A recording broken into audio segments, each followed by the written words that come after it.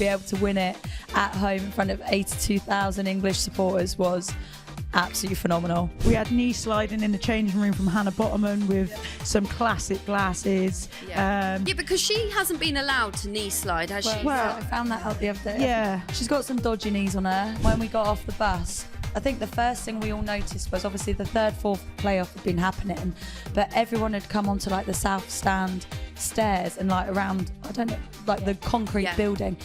Oh my goodness, like looking up and seeing every single space on the stairs and in each area full, like it actually gave you goosebumps. In the last 3 years, there's been such a bigger purpose. Like this T-shirt, there's something bigger. You could feel it. You feel part of that, and that like internal motivation drives you on a little bit more. And they've all embraced that. Hello and welcome back to the official Rugby World Cup podcast, brought to you by Asahi Superdry, the official beer of the Women's Rugby World Cup 2025. I am Betty Glover. This is Anne Onwisiri, who is hanging together by an absolute thread after that weekend. And what did you just say before we started recording? I'm not sure. Who said that you looked pretty? Marlie Packer said that I look pretty.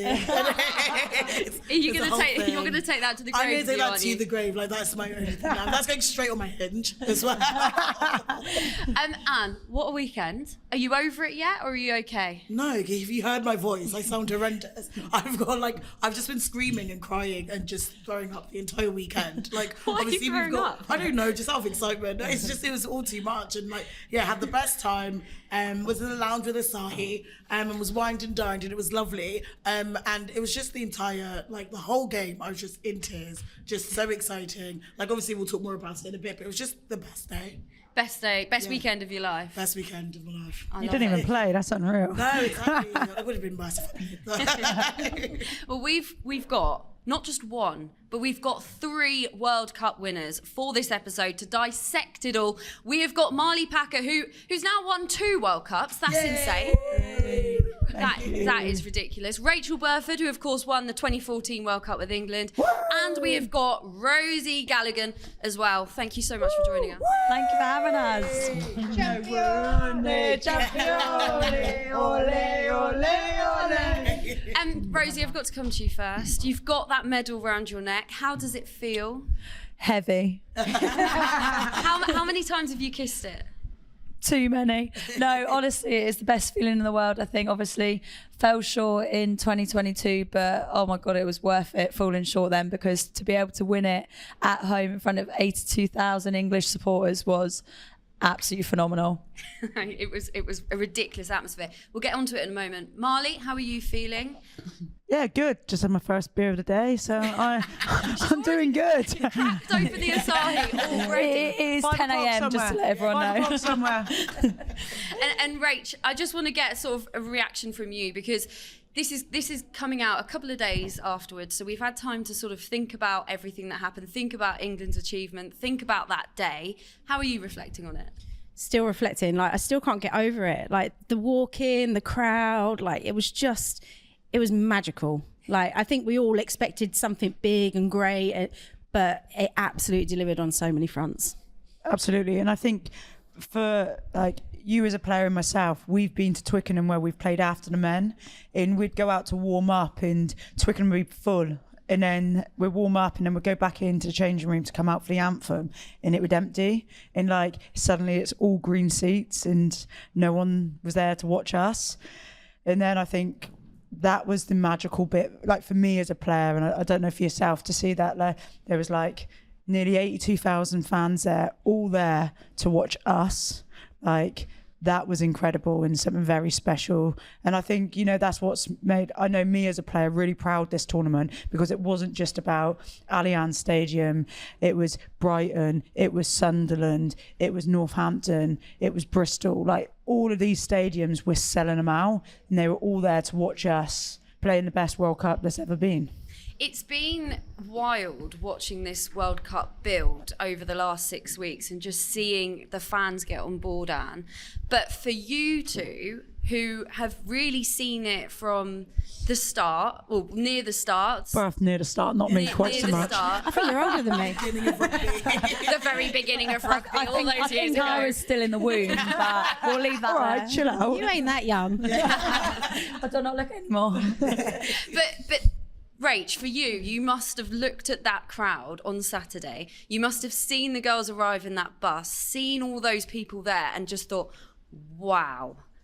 Yeah, like literally every moment kept being a wow. Oh my God. Like just before the girls arrived, there was probably about 300 people. And then literally 5 minutes you turn around and it was packed, like left, right, like rows deep of people just looking to get a little glimpse and be close to the Red Roses. But it's phenomenal. And I think my most special moment was the anthem. Like I've been at men's games when that place is sold out and it's like, wow, now they're singing just for the women. And that must have been incredible hearing that and being part of that. It was awesome. What was that like? I think for me, normally we're obviously the first anthem because we're at home, but being the second anthem, it just absolutely erupted. And like I've heard it being in a men's game in the stadium, but having it sung back to you and literally not being able to hear your own voice because you can hear all of the fans, like I will never ever forget Saturday. It was the best day of my life. Can you explain that feeling when you're stood there? I cried. The last week, So emotional. I've been an emotional whirlwind. Like sometimes just really excited, sometimes really nervous. I think like I missed out on the semi-final and the final last World Cup, and just knowing that I'd been selected for the game, but then actually having that fear of if it's a really tight game and having to come on as a finisher, like there is so much pressure on that. And I think in the week you don't get many reps because they're trying to get the starting team prepped for the game. So you have to do so much more like homework by yourself to make sure you're ready. I've never thought of it like that. Yeah, so and like for me, especially as a line-out jumper, like I have to know like 3 different roles in a line-out, and every movement's different. Oh Bore my off. goodness. God. No one cares. Some people know my pain in this situation. No one cares about the just jump. line-out. But anyway, you just jump. You move forward, you move back. Anyway, You I don't caught even my jump line on your out, own, like, and then we people won the pick you up. game. So yeah, just like honestly, the best. Like I just keep saying the best, but it is the best. And my voice obviously. Could you? This is a hard listen because everyone's voices are going. But over 81,000 in that crowd. Who was in the crowd for you? So for me, my sister came back from Canada. She'd moved out there 3 months ago and surprised me early last week. She just turned up at the door, and again, that was like I lost all words. She was like, are you gonna say hello? Are you gonna hug me? You're like, I'm here. And then my granddad as She well. just cried in the hallway, by the way. She didn't do anything. She just cried in the hallway. And then my granddad came to his first ever England game. His first ever. I think he's 86. He's always just been a bit nervous to come out, obviously big crowds and stuff. But my dad was like, this is probably like one of the best opportunities to come. And I've told him now he has to come to every game because he's my lucky charm. So yeah, I think like to have him there, I literally speak to him every day on the phone. Like he's my biggest fan, and it was the icing on the cake. What did he say to you? He didn't. He cried. I've never seen every single. So I've got 2 brothers, and my dad and my granddad were there. I've never seen all 4 grown men crying at the same time. It was actually it was so cute. But it was heartbreaking as well. But yeah, they've just said how proud they were, and that it was an unreal day for them as well. Marlie, who was in the crowd? So of course my son Oliver, he was there. And how old is Oliver again? Oliver's 5, and he brought his Godzilla and a dinosaur because when we won the Six Nations, and it was the first time the trophy had changed in the Six Nations, he put his dinosaurs in the trophy. So he was like, Mummy, when you win the trophy, I need to put Godzilla and a dinosaur in the trophy. So I was like, bring him along then. So yeah, there's a longer story to that, but I went to get him to bring him on the pitch, and when we did the trophy lift, they said no kids for the trophy lift, which obviously was a bit disappointing for me and Abby Ward, but you know, we move. And then afterwards I went back, got him, but he wasn't where I left him, and basically ran back up the steps, like just ran away from my mum. I didn't leave him on his own, by the way. I did leave him with my mum at the time, but he'd like left her, ran back up the steps because he'd realised he'd left Godzilla up where his bag was. So then she had to go running after him, and then he came back down and he brought Godzilla down, and it was just as the champions, and we were all getting a picture with the staff there. So then he came over. So I think Oliver touched that trophy before most players did and lifted it up, which was pretty special. And then my mum, my granddad, my auntie and my brother and his fiance were all there, which was very special. And then just 2 of my closest friends. So, you know, it was just a massive occasion. And, you know, to do it with them, obviously I didn't get the opportunity to play. But it wasn't about that. Like this, for me, this World Cup's like 3 years in the making. But also, like along the way of that, it's like I've picked up 2 silver medals, and now this gold medal means everything. And I think for like we talk about it 9 months ago, 10 months ago, I could have quit. Like I knew I didn't want to, because it's really weird because we talk about it more now, don't we? We probably didn't before, but actually like it was the option: do I keep going and give everything to the Red Roses that I know I can, or like not being England captain, like not playing as much as what I would like to? Do I keep going do I keep going with it, or do I just say, actually, no, I'm done? But when you think about Oliver and he's watching me, and it doesn't matter how much game time, it's about the whole journey of this. And I think, you know, I've got a gold, 2 silvers and a gold. My bookends are gold, so that's what matters. That's all that matters, right? I think we were looking through photos yesterday, and there's a picture of Marlie holding the trophy in the air, and Oliver literally like looking up with her with such like a glisten in his eyes, like admiration. And Marlie turned to me and she said, "This is why I'm still doing it." Oh, you're making me emotional. Sorry, but like, sorry, this has gone really. We're still celebrating. Sorry, but like that is the reason why. Like now that Marlie's in Oliver's life, and obviously he's in my life as well. Like you do have that different feeling of wanting to make him proud. And we said we'd bring back 2 gold medals, and we've done that. So. Don't cry. I know, sorry. What an incredible inspiration for him, though. And also, testament to your character, because it would have been so easy to have walked away. But to stay with the team, help the team when you're not playing, that's not easy as well, is it? Well, it's not, but it is, because it's such a great team.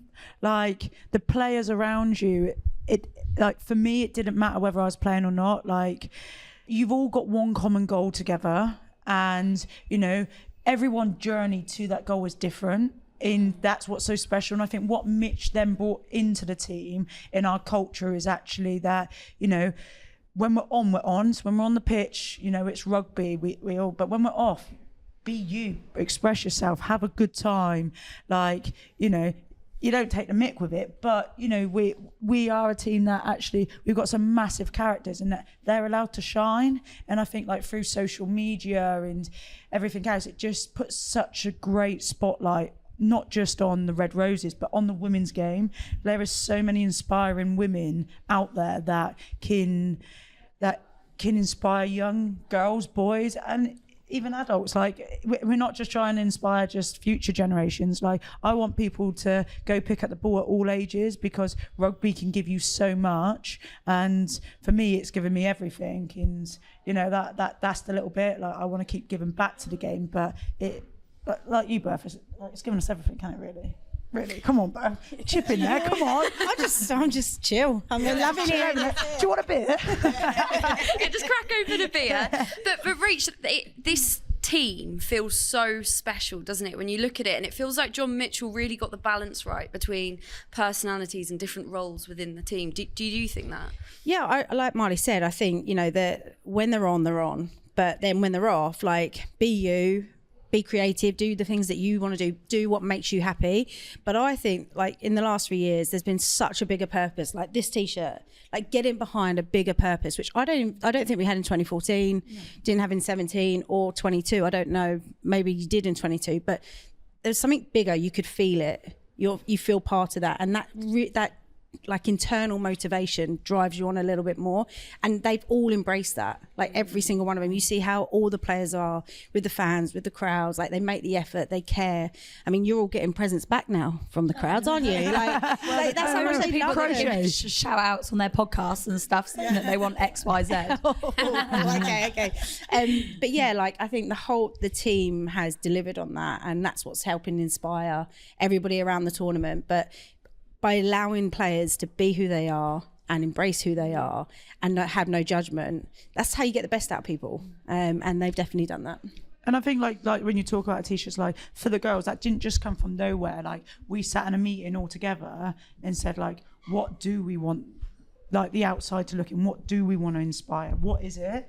And like we came up with like lots of different. I can remember the meeting room at the time. We came up with lots of different things, and then for the girls, like it was very different for a very lot of different people. Like one person said it's for my 7-year-old self.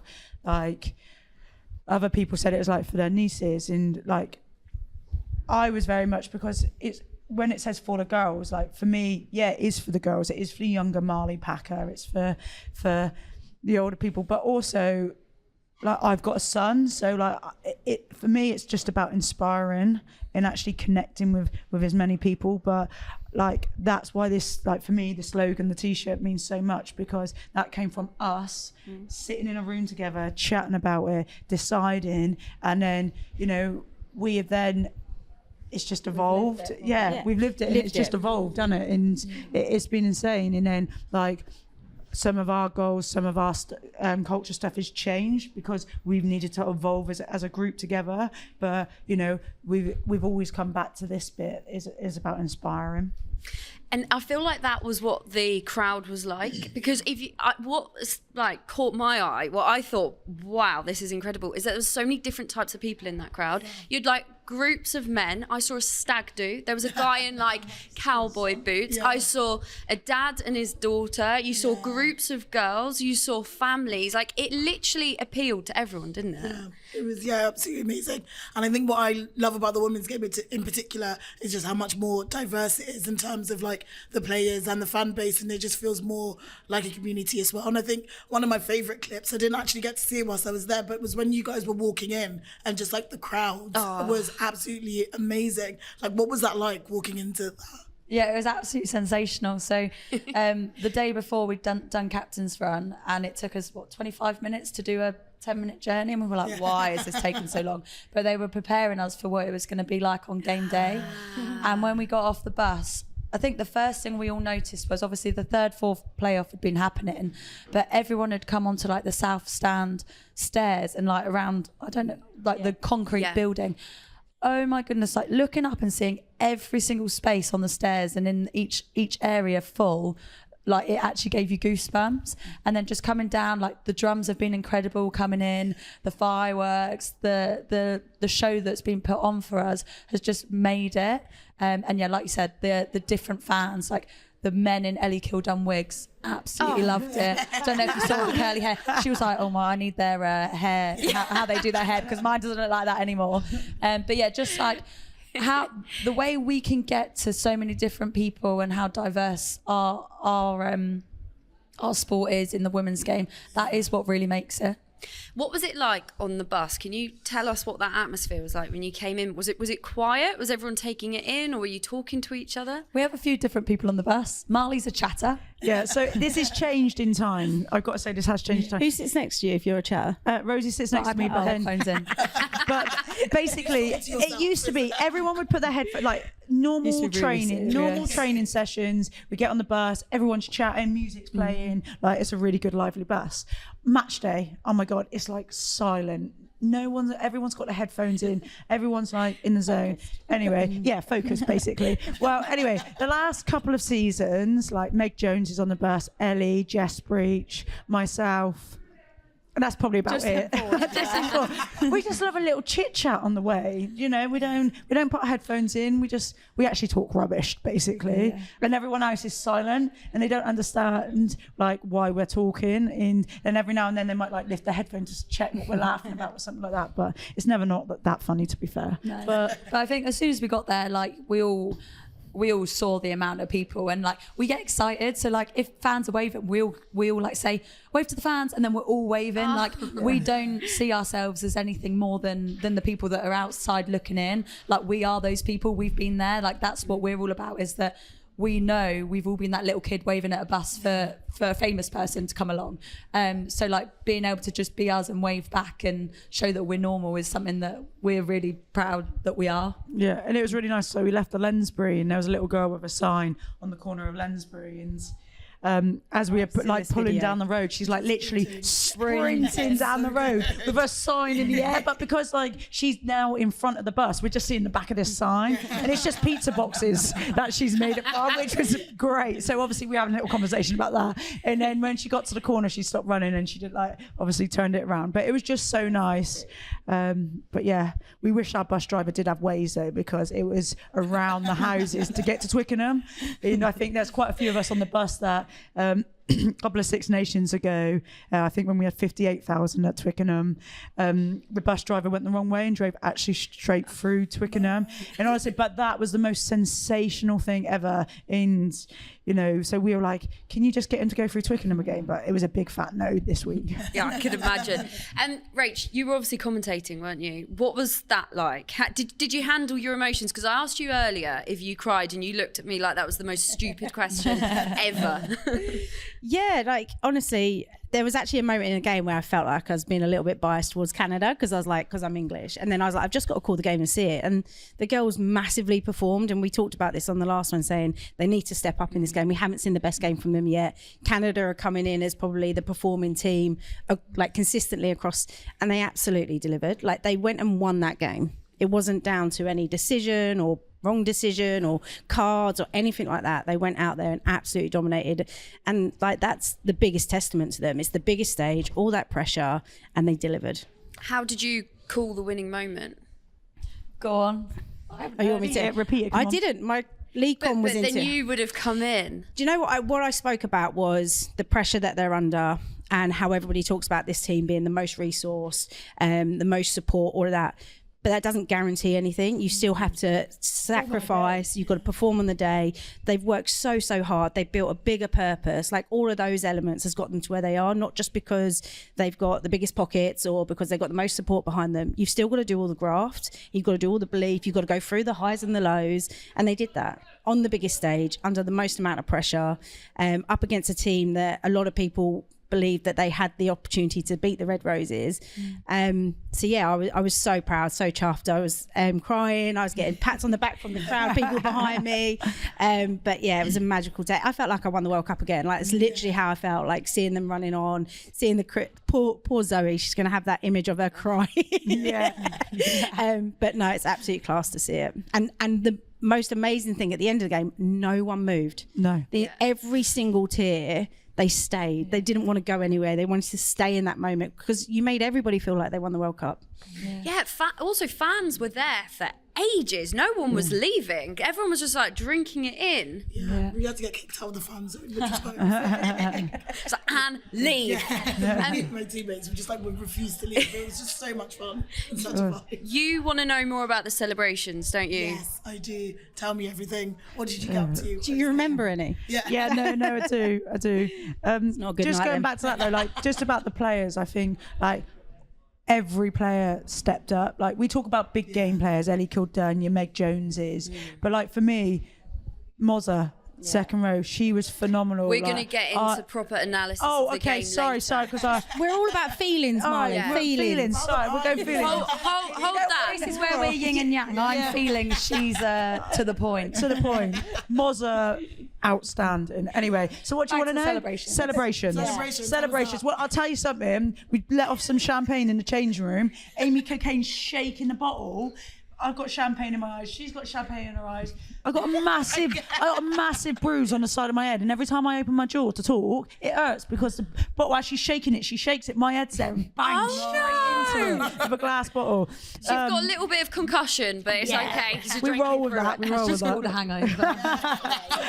hangover. Celebrations, they were great. To be fair, we had knee sliding in the changing room from Hannah Bottoman with some classic glasses. Yeah, because she hasn't been allowed to knee slide, has she? well, I found that out the other day. Yeah. She's got some dodgy knees on her. So I mean, even if you've got healthy knees. That's I'm not normal. Concrete. Honestly, the first time I did it when it was tipping down, when the first video of bots went out, it wasn't my knees, it was my feet. Because like as you slide, like your feet are, you're 90. Bent back. Yeah, like that. And then they go flat, and I was like, oh, my ankles can't do that again. I'm not doing that again. Knees were fine. But we then had a really nice welcome. We went to like the friends and family area. You're not going to say about the photo shoot, the confetti?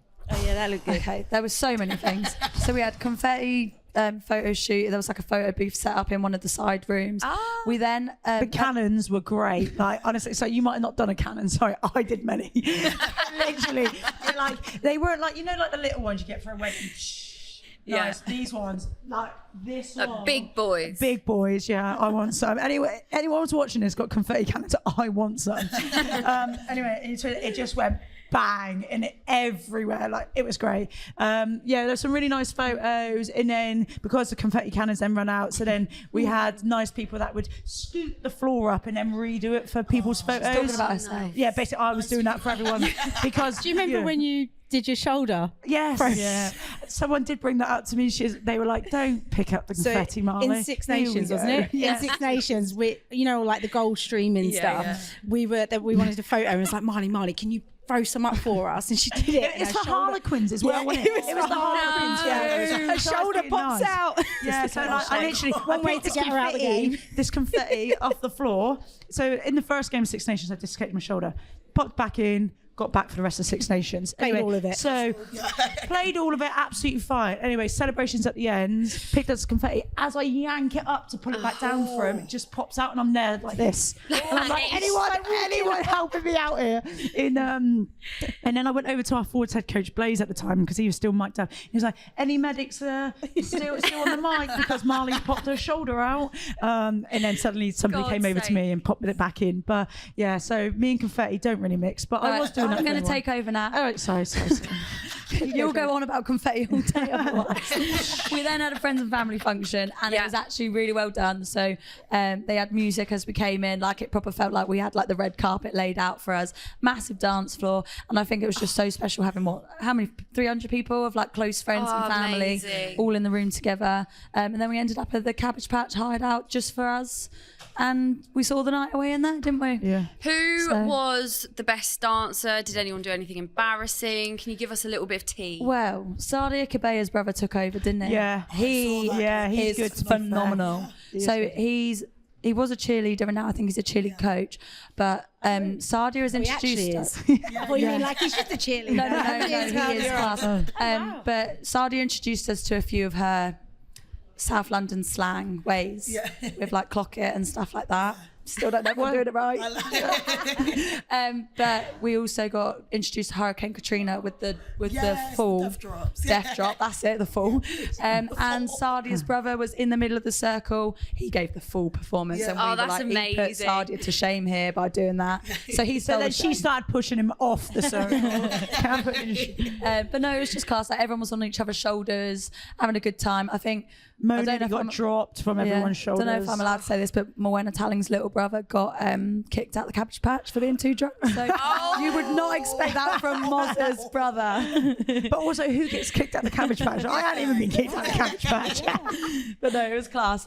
Unreal just being able to celebrate. And especially at your own party. Yeah. Like, knocking. Like, you just feel the weight lifted off everyone's shoulders. Like, I think, like you said earlier about Zoe crying, like I was there with Zoe in that moment, and she just went, I love you, we've done it. And it was just like that moment of like pure relief, like everything that has been building, like everyone's been simmering quite nicely, not talking about how everyone's felt about it being like a 3-year cycle, blah, blah, blah. But actually that feeling of now being able to talk about it, we went and won it after that, not winning it in 2022. So I think for her, it was just that moment of, I've actually done it now. Like I can say I'm a world champ. Yeah, and I think with that, like, actually, like, Mitch, the staff and the leadership group, like, we talked about it, like about selection, like making it a big thing, but actually he didn't make it a big thing.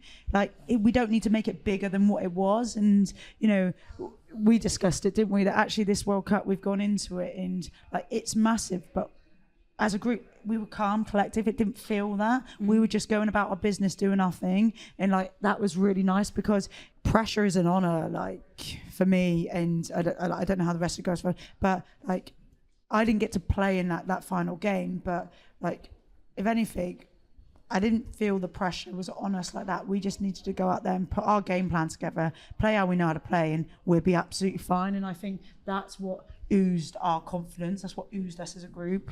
I don't know if that's the right word of saying it, but Oozing confidence. oozing it out everywhere. I don't know, but yeah. What was it like for you, sat there watching from the side? You want the honest? No, I'm joking. Yes. To be fair, it was amazing. Like, it is hard, but I think when you look at a match day week, Mitch rung me to say about selection, but I didn't need him to ring me to tell me selection this week. Like, I knew it. Like, that was it. So when we had a conversation, like, we don't just talk about selection, we talk about what's needed that week. What do we think? Like, I'm still very much involved in like the leadership, how the group is, how can we continue to attack the week, but do it in a way that we're going to get the best out of the players for match day. So we just talked a little bit about that kind of stuff. It's really funny because when Rosie's sister turned up, like, we had like 48 hours off, and for me to switch off, I really enjoy cutting the grass. So I was out in the garden cutting the grass. That's what I did the week before the final. And I was like, right, I need to ring Zoe Allcroft because I just want to check in with her. Does she need anything from me? Chat through what my thoughts were, just because I needed to do it before we went back into camp, because we go straight into meetings as soon as we get back into camp.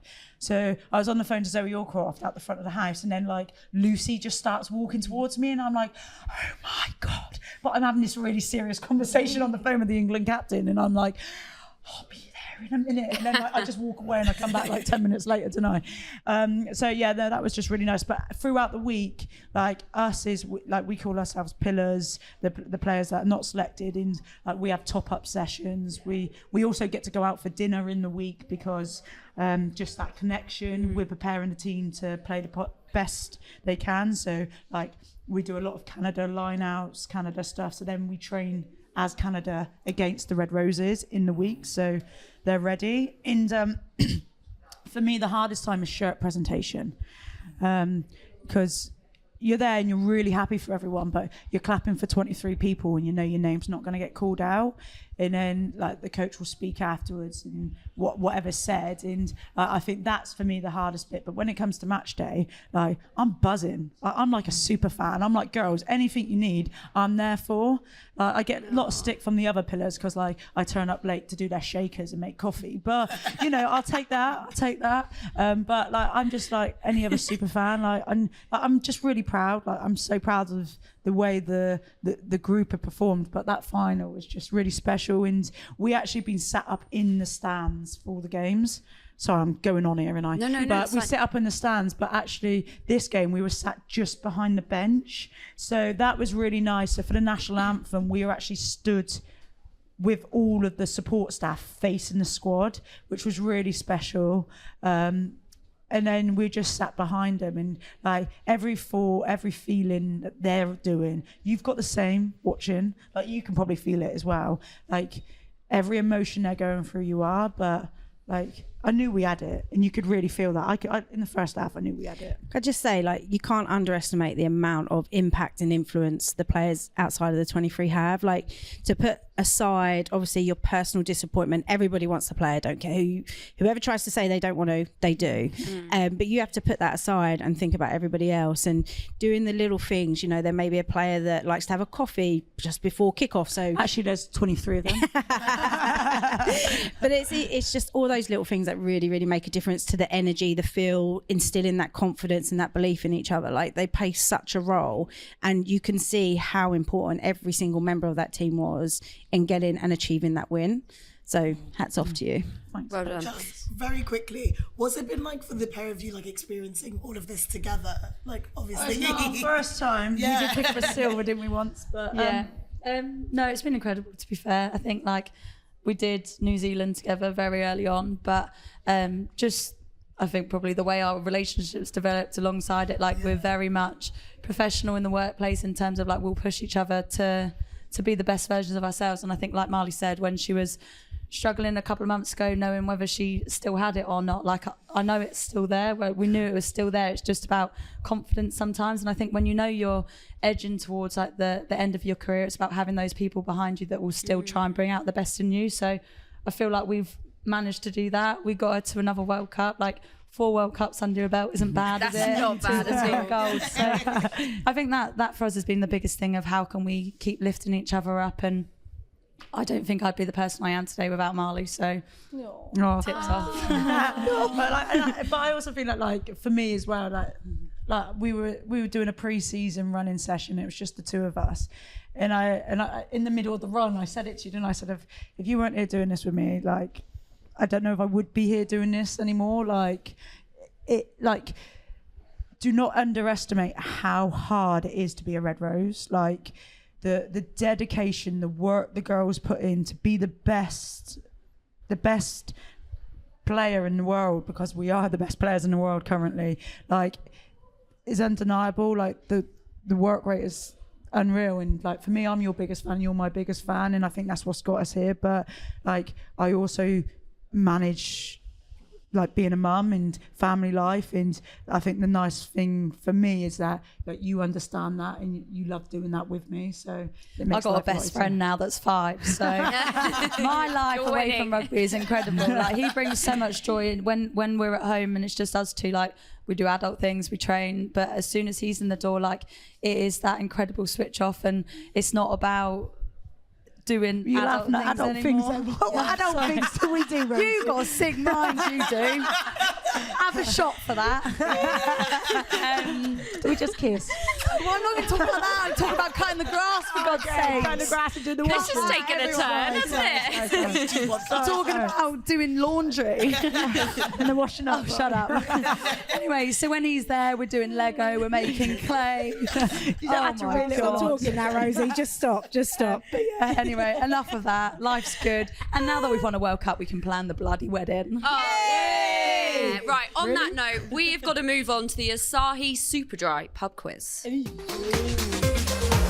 Quick recap of the rules, everybody. We have got 6 questions and a bonus point opinion question, which we're going to decide at the time. The winner of that, and I think you'll make the call, won't you? I will. So before we start, though, I'm going to reveal the winner of last week's bonus point opinion question, which was Canada's Pam Buisa against Rachel Burford, and it was, what pre-game performance would you do? Yeah. Drum roll, please, Anne. Oh. The winner was Pam, who said she'd do a dance. And she hasn't. She has not delivered. She hasn't delivered, no. We'll Side-eye swiftly move girl. on. Rosie and Marlie, your team Asahi Superdry. Rach, your Asahi Superdry 0. What does your buzzer sound like? Give it a go. Knock it. Nice. What's yours? That's because the police are after you after Saturday night. Okay, question number 1. Are you ready? Yeah. Fingers on the buzzers. Which was the only game to end in a draw? Who got that, Anne? I'm going to say Rach. Rach. Yeah. I'm so sorry. Australia, USA. Correct. 31-31. 1-0. Go on, Anne. England versus USA was the first game of the tournament. Who scored? Don't answer. You don't know what I'm going to ask. Exactly. You don't know what I'm going to ask. Who scored the opening try? Yeah. Yeah. You could guess it. No, you can't confirm. USA. No. I don't actually know. Oh, Marlie. That was 6 weeks ago. The first try of the World Cup. Oh. Just breach. Saudi Kabaya. Yeah. I'm so sorry, Simon. I'm so 2-0. sorry. That was That's really bad of me. It was, wasn't it? No, I'm not. I don't didn't know care that about knowledge. But we got to discuss this. If you're going to press the button before the end of the question, I'm going to get really angry. Okay. Don't ruin this for me. I didn't know that answer. Sorry, We didn't, because the question wasn't there until. the country wrong as well. I really knew it, but I said USA. Oh, God. Right, Gotta give question them number something, 3. Question number 3. Who was the top try scorer of the tournament? Braxton Sorensen McGee. 3-0. Come on, guys. Right. Ew. I would just like to say something. Old school is best school. Beth was in the commentary team, so she got given played in it? stat sheets. I was immersed in my own bubble, not focusing on anyone else. Did you? So true, so true. Ah. We need some England stuff, like red roses. All right, nice. Just make them up. You don't Well, you just had a red rose one and got it wrong. All right. Which player featured for the full 80 minutes in all 5 of her team's World Cup games? Good question. No. Oh, go on, say it. You have to say an answer now. You've pressed it. Played 80 minutes every single game. Yeah. Sophie de Goody. No. No. Is it an England girl? I can't tell you. No. No, wait, hold on. No. No, I know. No, I don't. I'm scared. I don't know who did it. No. Rach, one more time. Alex Tessier. No. Give us a country and then Canada. Can you guys steal it? No. She had a game No. out, mate. Okay, Hold on. How many Forwards or games backs? Backs. were they involved in the final? Yeah. No, it wasn't her either. Come on, let's move on. No, come It on. was, Keep, yeah, no, no one wait, gets wait. Zoe Harrison. Wait, Julia no. Shell. No, it wasn't. She came off in the final. Or I would have said Julia Shell. I've been told I would have said Julia Shell. She's played the most minutes. Questions. Who got these questions? She came Tom off. from World Rugby is sweating. Yeah, you should be, Tom. 76 minutes. Julia Shell came off. I should get that point. Listen to the commentator over here with a stat sheet. Provided by World Tom Rugby. had too many beers by that point. He can't remember. Question number 5. England were the highest try scorers, but how many did they score? Oh, all together? Yeah. Oh, I shouldn't. Yeah, you shouldn't have pressed that button, should you? 17. No. You scored way more 11 than in the that. first one. I was in round 1 to 4, obviously. 38. 90 points against. Can we go closest, maybe? Yeah, go close. She hasn't got a clue, has she? Your final answer? 38. Your final answer? 51. 48. Yeah, I got some. You got a point. Right, last question. England scored the most points against Samoa, but which team scored the next highest? Canada. Incorrect. New Zealand. No. Hold on. Sorry, what's the question? That overall or in a game? It was Who a scored the difference. most points in the game. It was Oh, it- England Canada. against Samoa. No, No, apart from that. Canada against Fiji. no. I'm so lost in this quiz. I'm going to tell the you the quizmaster. answer. We need to wrap this. We need to get onto analysis. Australia against Brazil. Can we have some true and 85. false questions? Something like that. England won the Or World multiple choice. True. Just very quickly for our bonus point questions. Oh, yes. If you can steal, you could steal the whole win if you beat Rachel. How can she? It's 3-1. Because this is the bonus. Is it 3-0? Trumps Okay, everything. fine. Takes it all. If there was something that you had to change about the World Cup tournament, what would it be and why? Nothing, because it was awesome. That's got to be a bonus. Oh, Wales not winning a wooden spoon. Anytime. Gwen Crabb is sitting in here. That wasn't just said to be an arse. I mean, we're trying to help you. I've got an answer. Sorry, go on, Rach. The bigger stadiums, let's get the games in them, because selling out like Northampton, like it was great, all great, but there was room for more. Can get bigger. Always room can for get more. bigger. Yeah, I like it. And who's winning that? I think What was your one? I'll pay you a tenner. I'm going to have to pick Rachel. I'm so Oh sorry, my guys. goodness. Unbelievable. You can be telling you've been working together for 6 weeks. Don't need that anymore. Get rid of it.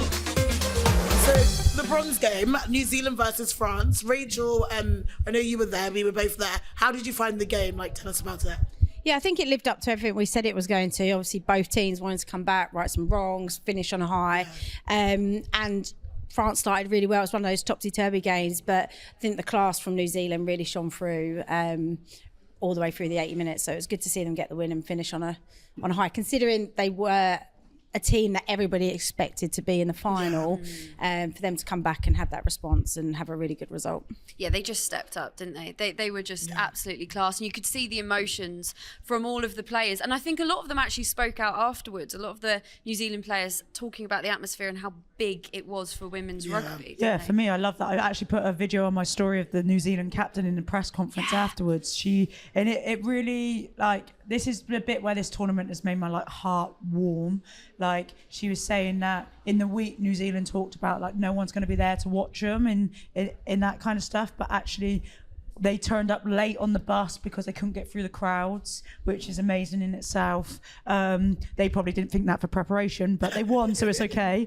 And then like actually the crowd was like amazing for them because they generally thought no one was going to be Over there to watch the 60,000. game. Yeah, and I just think that for for where the game is and like where it's come from since the last World Cup in New Zealand, like it's amazing for them to travel this far. And they were saying it just shows that actually what the RFU have done to the women's game here in England with the PWR, with the Red Roses, that actually like more nations need to get on the back of that and support the women's game in the women's team, because like it can be done. We can sell out like 82,000 seater stadiums, and like for me, like it's just very powerful, but also like so nice to hear that someone from another team from across the other side of the world come to England and feel like that. And yeah, I loved it. Rosie, on that, let's talk about that final. What was going through your head when you were sat there on the bench and you saw Asia Hogan-Rochester score that try?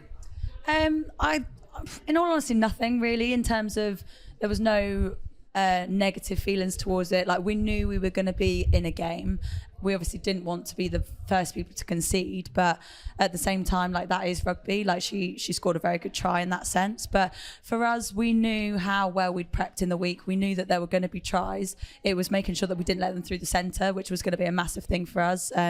We knew that their game plan is about picking and going, using their forwards, getting those little offloads on the inside of their 9, but actually them scoring on the edge was more ideal than them going through our middle.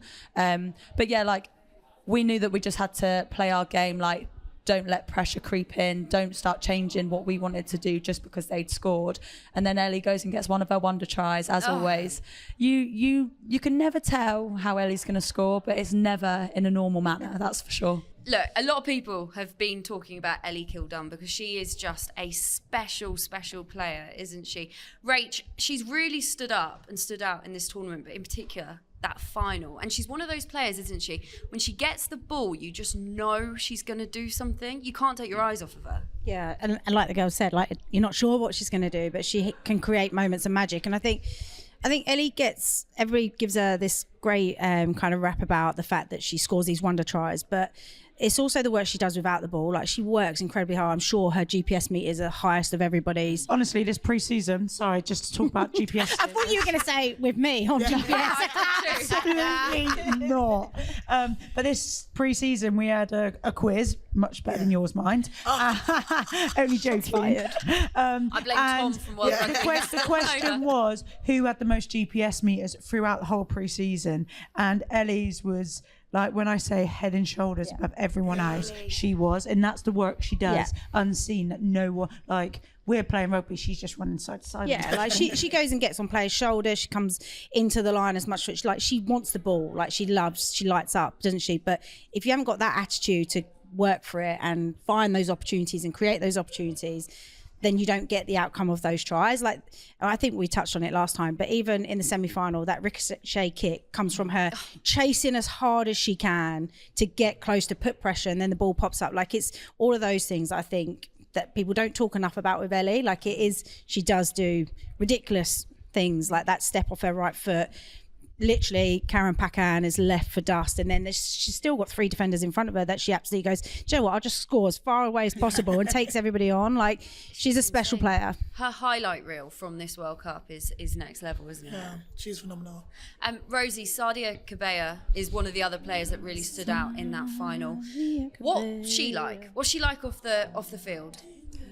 Well, we're singing a song, do do do, Sadia Kabeya, do do do, Sadia Kabeya. Come on, get those little shoulders. That is Sadia. Sadia is sass. She is quirky. Like, she's really come into her own personality over the last 3 years. We saw a photo on Instagram of Sadia at the last World Cup with Lucy and Maud. They've got a little they're the little trio, and just seeing, like, she's just become an adult, a mature, like, she's matured, isn't she? She's just fully become her own person, and that's incredible to see in herself. Like, she's really comfortable in her own skin. And I think Sadia's been playing some phenomenal rugby. Obviously, her and Marlie have a really close relationship in that 7 shirt. And what was actually really special for you after the game was, we didn't hear her until listening back yesterday, but she did Marlie a little shout out at the end. And I think just, like, having that ending to, like, that World Cup and Sadia winning not player of the year, winning the player of the match, but also giving Marlie that little shout out, like, that's just massive from Sadia. So I actually cried in bed last night to her. So we said, we got home,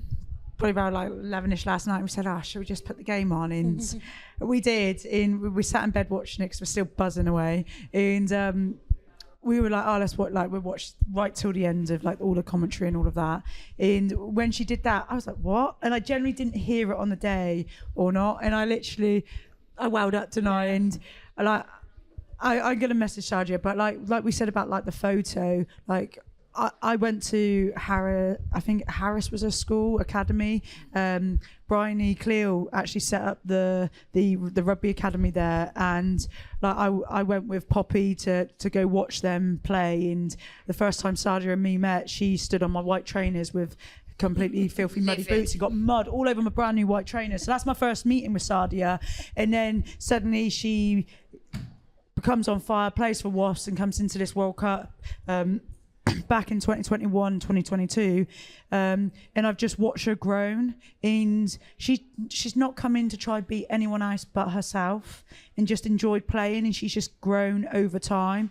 And you know, she deserved being player of the match. She deserves all the accolades coming along, because, you know, we talk about sevens. I've seen a lot of flankers in my playing career come into the Red Roses and then leave the Red Roses. But Sadia's here to stay. And, you know, I feel I've left the shirt in a better place, and I know she's going to come along and do exactly the same thing. And like, she'll have ups and downs in her career, but right now she's on and up. And, you know, I'm a little bit like this proud parent, and I haven't said this to her, and after last night I said I need to drop her like a proper message, but she'll be hanging today, so don't worry about it today. But like, watching her grow, watching her become the player and person she is like is another moment that I'm super like proud and just she heartwarming. Is definitely someone that you want on your team in that defensive line. Like, Sadia is that person that everyone looks to for that big chop tackle and 112 having those tackles. Yeah. in the game. No. Fuck it. Sorry. She wasn't that good. Like, Oh well, yeah, no, like she is a demon. Sorry. I think there was like a bit hungover, I think. But yeah, like she's incredible. Like, her work rate, again, like we were saying about Ellie, it's that work off the ball, just making sure that she's there on those little inside line, those blind tips kind of thing. But yeah, she has had a quality tournament. Should we move on and talk about Meg Jones? Yeah, we heard Meg Jones say after the game, defence wins championships, and like England's defence in that game was phenomenal. Tell us about that, like that feeling. Like, you obviously came on at 70 minutes. Like, how hard was it? Like, how tough was the game? Yeah, I think for us finishers, like I said earlier, like we have a different kind of pressure because you've got to see out the game, and something that we massively strive ourselves on is we look at all of these charts after, and we want to see that we keep the intensity like level going up rather than coming down. Like, we want to finish the game better than we started in that instance. So bringing on the energy, you're trying to get up to match speed. I actually got cramp in that first minute of playing. No. Did you? Like, your calves, just because you're trying to run so fast to like get up to speed with everything so quickly. I was like, oh my God, I feel like I've been on for 80 minutes already.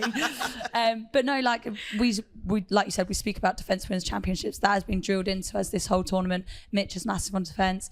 Sunta will be smiley, happy. You know, you've got a happy Sunts all week if you've done well in D. I think, do we let in a try late on or they got 3 points on us in a game earlier on, and she was like, oh well, you're not undefeated now. But yeah, she sets a real precedent in terms of making sure that we go into games well prepped for the defensive set that we need. But it's all about mentality, and that's something that Meg and Sadia in that sense drive. Meg is a fiery character.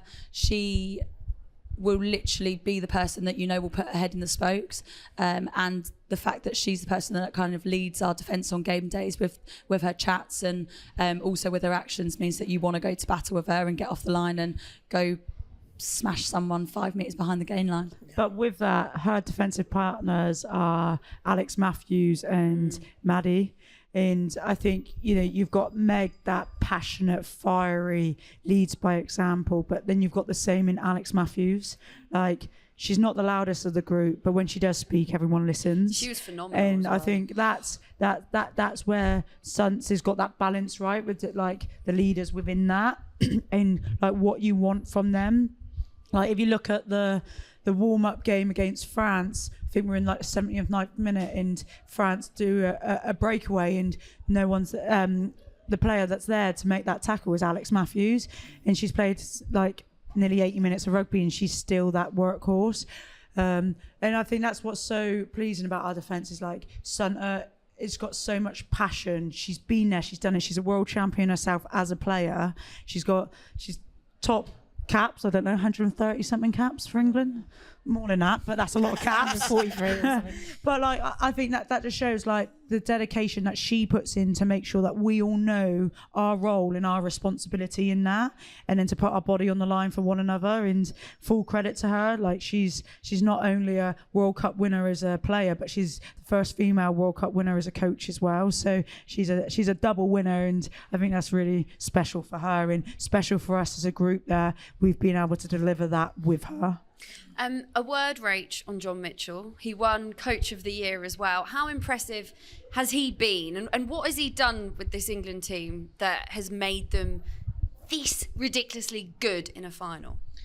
Well, you're probably better asking them, being in and out of camp with him. We'll come to them. But I think the big thing is he's allowed them the freedom to be who they are, which has then allowed them to be free on the field as well. I think that's been the big switch. I think obviously the mentality, I think he's brought the team culture piece really strongly within the group, because, you know, you can be part of squads where it's not a fun environment, it's not enjoyable, you feel pressure all the time, you feel judged all the time, and that can really tense everything up. And I think he has just really allowed players to be who they are, allowed them to be the characters and not have past judgment that then links to your performance or to selection or anything like that, and just allowing the players to be who they are, because then you get the best out on the field as well.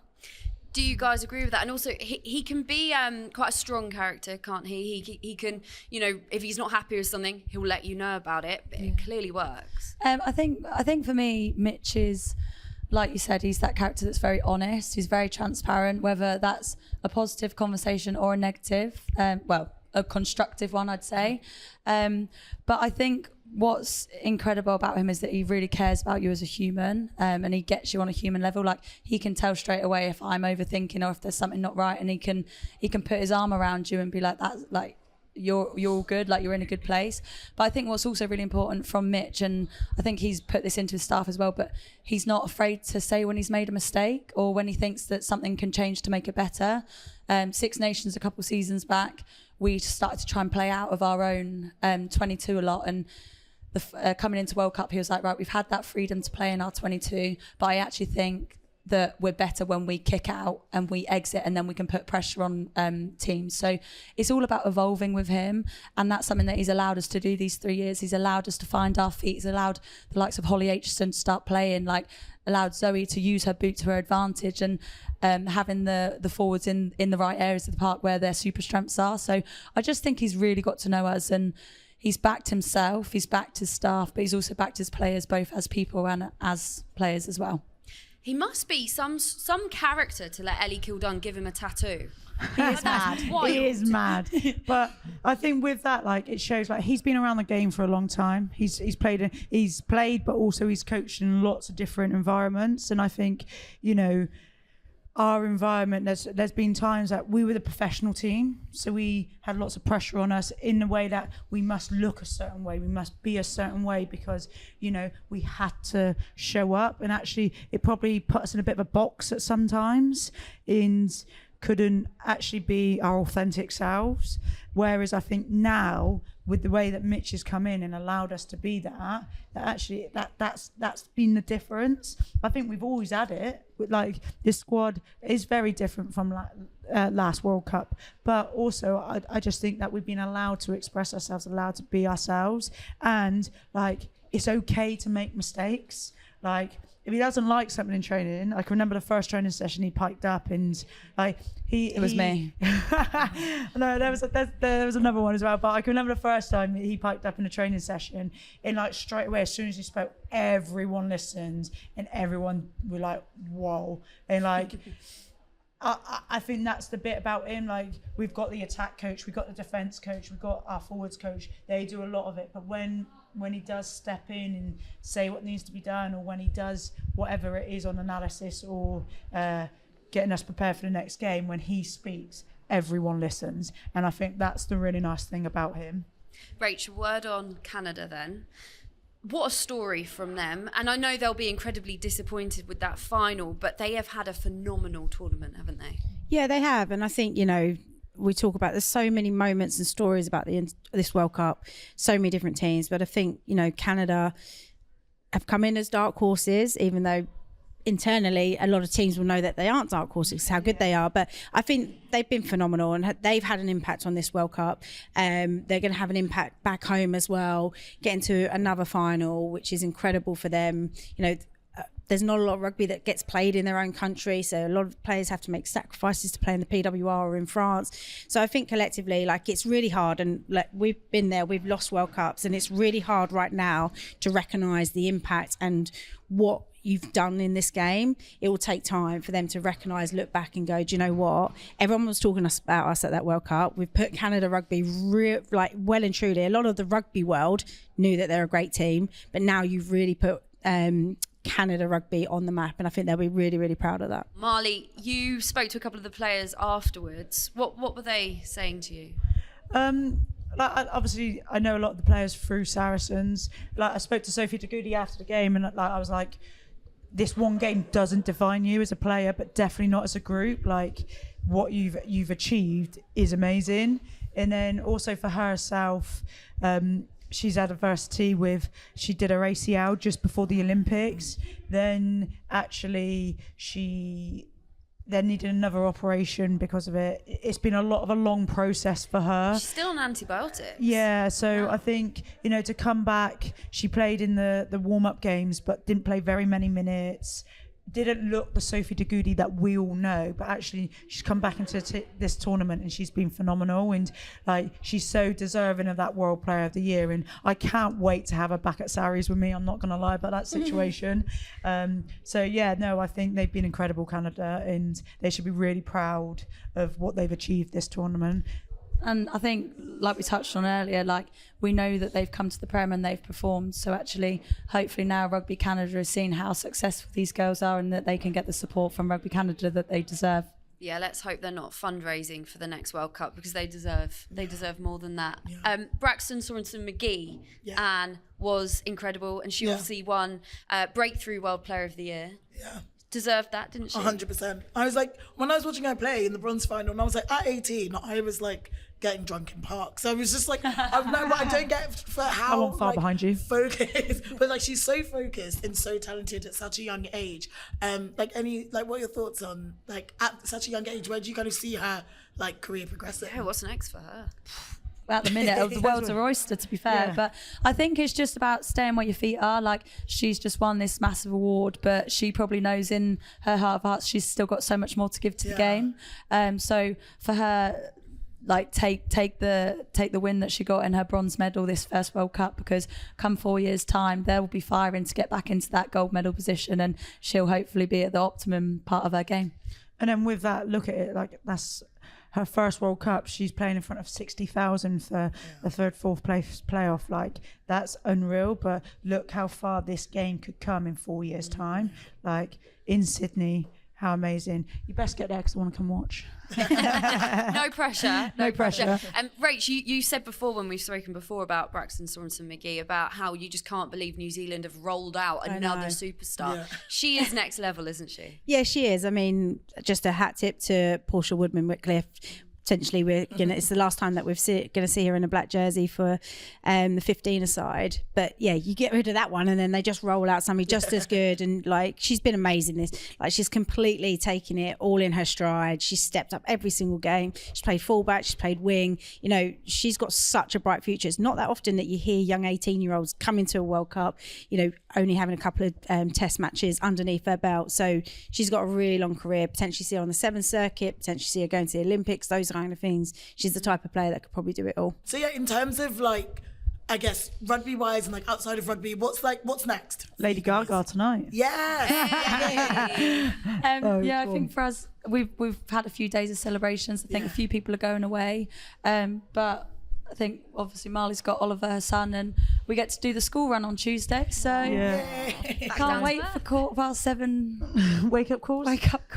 I'm joking. No, I think get back to a little bit of normality for myself. Like, like we said earlier in the podcast, like just the school run, doing all that kind of nice thing, just spending quality time with him and getting to enjoy this moment with him. Like his one thing he said to me before World Cup, because he's just gone to school, so he's left nursery, and he said, Janie was his favourite nursery teacher, and he's like, when you got your gold medal, mummy, can we go back to nursery to show her? I really want to show her. So I'll be doing that this week with him. And then the school did message me before the World Cup final saying good luck and please would you come in once you've won it. So it just shows that everyone's backing us to win it before we'd even won it.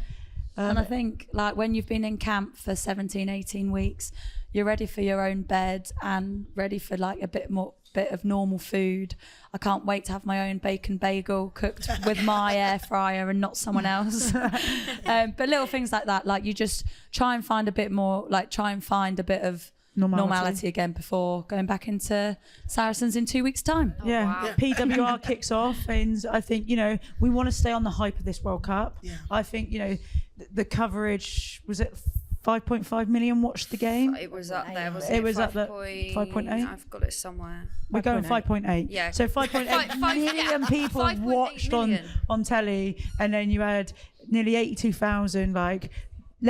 This is just a launch pad of where we want to go. And I think the PWR, for us players, it's tough that a lot of us are going to be going back in a couple of weeks' time. But, that's what it's about. We want to keep inspiring, and if we can take that into the league, it's going to be amazing. Might be a bit awkward at Saracens because there's a lot of Canadian players, but we'll roll with that when we get there. So, it's going to be really nice. First game of the season, Sarries versus Gloucester at Gloucester. We'll see you there. Marlie, before we wrap it all up, we have got one big question to ask you. Are you retiring? Where are you at? I'll see you in Gloucester for the first PWR game this season. We'll see you there. Thank you so much for coming on. I know you've had a very busy weekend. You're obviously knackered, bit hungover, still drinking. That's what we like to see. Enjoy Lady Gaga, but I hope you guys take time to sort of really appreciate what you did on Saturday, what you're a part of, the legacy that you've also left, because I know so many people, particularly young girls, but also Anne, are just in awe of everything that you've achieved. And honestly, it was incredible to see you out there, see you part of that. So well done. Thank you. Thank you Sorry, so much. did I actually say that I'm a world champion? No, we didn't. We didn't talk about it. Oh my God. Say again. Not put it on. Go and get it on. It's your podcast. She's never. Anne's never going to give this back to you. I will get it back. It's don't Marlie worry. Packer. Thank And you. this is such a full circle moment because the first time I ever played rugby. The first time I won a World Cup. First time I won a World Cup. Isn't it bloody hell? First time I played rugby was at Hackney Rugby Club, and my first ever training session, Marlie was our guest coach. Oh, so this is absolutely crazy. There you right go. now. Look, it's got all the teams Yeah, around it. it's heavy, isn't it? It's very heavy. really Yeah, so when we said like the back of our necks are hurting us, Yeah. and like you're jumping around, you just got this weight. Like, it's amazing. Don't get me wrong, I love it. Hard life being a world champion, but no, it's very special. But the thing is, it's about sharing it with everyone. So enjoy it. I'll get it back later. No, I don't think you will. Rach, thank you so much for coming on as well. Well done on a fabulous tournament commentating. Smashed it. I hope you enjoyed it. And thank you very much. And we will be back next week with another special episode. We've got some brilliant guests, and it's party time, man. Yeah, we're going to get the Asahis out. See you later. Bye. Where are you going next time then? Are we invited? Maybe.